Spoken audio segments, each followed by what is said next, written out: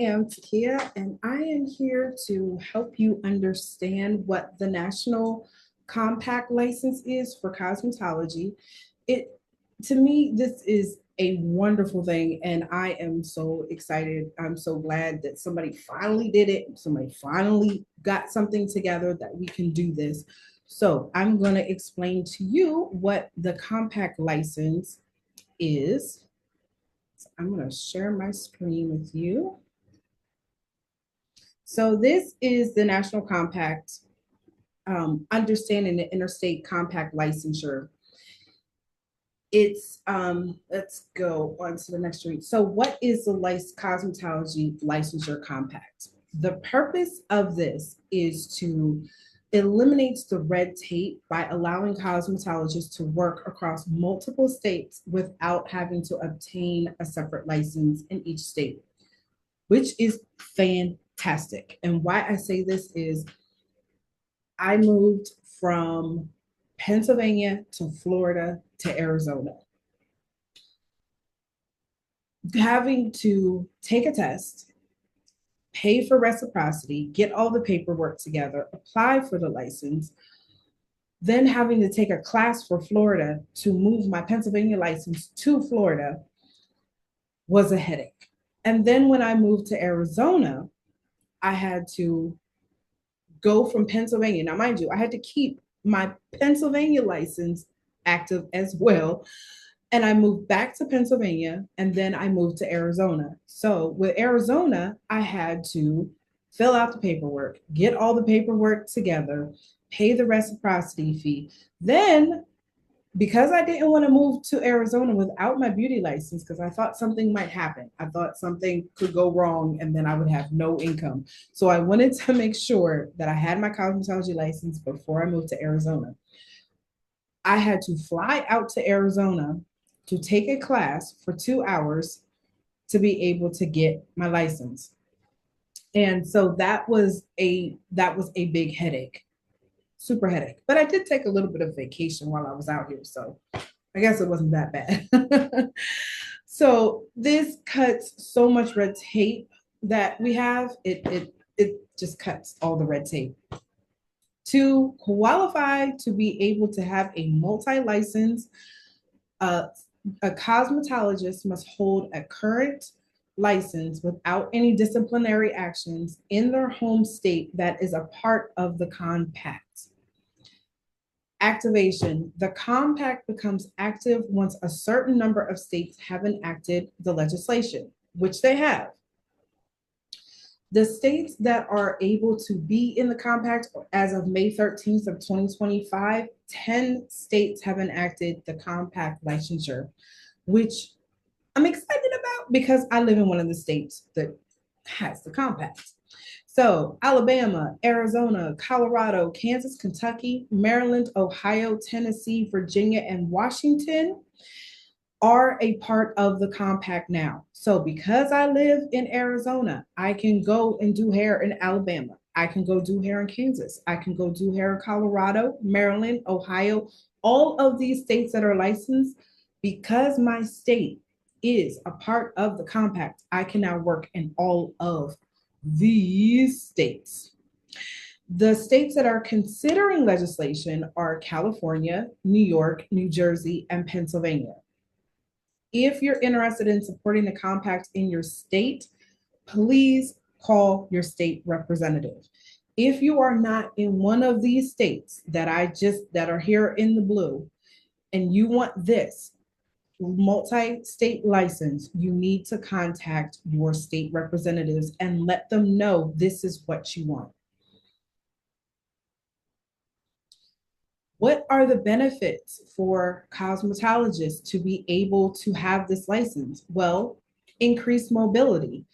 You can practice, like I said before, in any member state without additional licenses. So if I am paying for my license in Arizona, and then I would have to apply for a multi-license that is a part of the compact. So they are two separate licenses. So you will have one in your home state and then you have the multi-license. But after you do that, we're good to go. And then you're just going to have to renew when it's time to renew. It saves money and time by eliminating multiple application fees and paperwork, as I just described, moving from Pennsylvania to Florida, from Florida back to Pennsylvania, and back over here to Arizona. It makes it so much more simple. It helps support military families.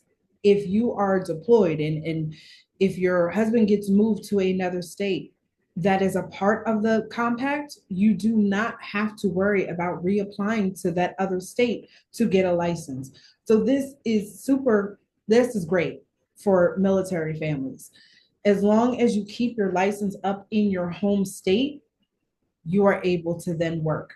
But unfortunately, if you get deployed to a state that is not a part of the compact, you have to apply for that state. So that's why it's very important stylists get out there and talk to your representatives about this, because we want this license. I want to be able to go anywhere in the 50 states and be able to work. It streamlines the renewals as well. For a state to join the compact, your state has to be licensed to regulate cosmetology. The state must have laws and regulations in place to oversee the cosmetology profession. This is very important for cosmetologists because I don't know if you know, but Oklahoma is on their way to deregulating the license, as are many other states. They're trying to chip away at it bit by bit. They think that it is not important for us to have a license, which we all know is not true. But this is a protection for us, because then that means that the states that are part of the compact are going to be a part of they're not going to deregulate the license or take our license away like Oklahoma is trying to do right now. So Oklahoma would not be able to be a part of the compact. If your license is in Oklahoma, you would not be able to be a part of this because they wouldn't regulate the industry. The state must have their own system for receiving and investigating complaints against licensed cosmetologists. How they deal with this is, whenever state you go to, you must know their laws and rules. You need to follow those. If you get a fine in another state, or you're doing something that the state is saying, nope, you can't do this, your home state would be responsible for actually making sure that that is taken care of. Like the board, your board of your state would end up taking care of that. A state can, if it's a terrible offense or you do something in the states like, you know what, nope, we don't want her to work here anymore, they are able to do that. The state also must have a competency exam. So, of course, like testing and licensure for the cosmetology license. Educational requirements. The state must mandate specific education or training requirements for licensure.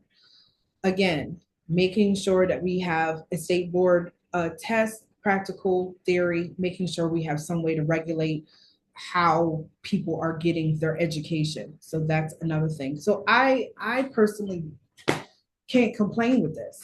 I really feel like with me fighting and doing things and going to the state capitol to make sure that our licenses don't get deregulated, this feels like it's a backup. It feels like it's a protection for us to say, okay, we're a part of this compact, so our state has to regulate this.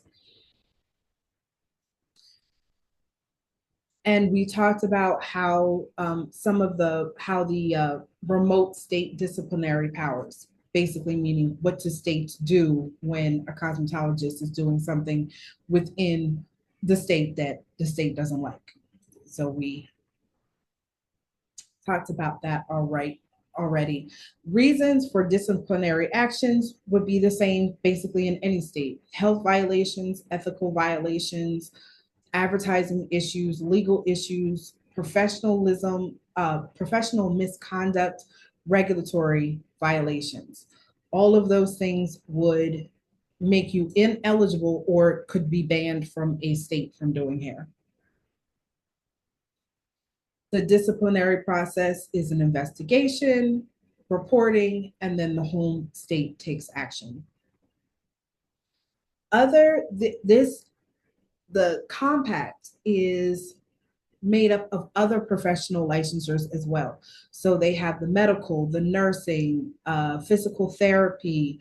All of these professions here on the screen are a part of the compact as well that they are also working on.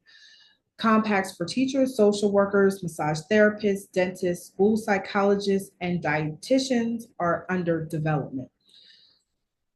So if you are a part of any of those professions or you know someone that is, they are a part of the compact as well. How states can join the compact? Well, the interstate compacts must be passed by the state's legislature and signed into law by the governor for a state to become a member. The state then, they have to vote on it and do all that good stuff, and then they approve it.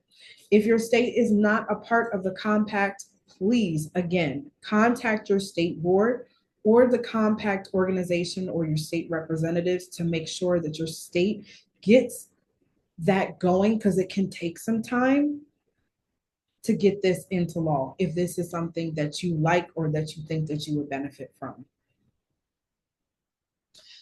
Please stay connected with me. My name is Takia Lambert, and I am the owner of Respect the License. There's my email address and also my website. Please sign up for my website, and it'll keep you updated on different uh, things like classes like this and different things that I'm doing with Respect the License. I've got a lot coming down the pipeline that I am super excited about, and I would love for you to be a part of it. I've been doing hair for so long. It's crazy. And I was also a state board inspector. So that is fun.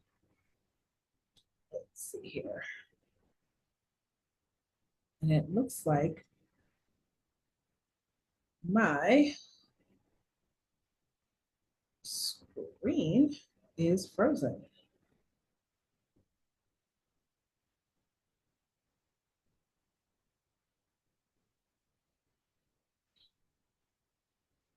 Oh, stop this one.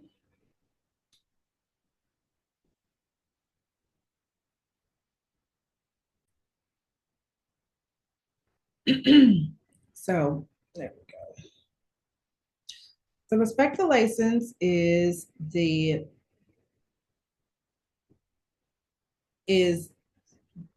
sorry. Respect the License is a movement that was created, and it's a platform to empower, educate, and protect licensed beauty professionals. We offer online classes, consulting, and resources to help stylists, barbers, nail techs, estheticians, and massage therapists to stay compliant, grow their business, and get the recognition that they deserve. Our mission is to promote professionalism in the beauty industry, connect experts with opportunities, ensure that the license means respected. I am developing several different apps and also ways for beauticians to connect with the public. So please stay connected with me. Follow me on TikTok. Please also subscribe to this channel, and I will be doing updates and different classes and giving you a whole lot of different information that I'm excited to connect with you with. So please don't forget to subscribe and like this video. If you have any comments or any questions, please put them down in the comment section. And I so thank you for watching my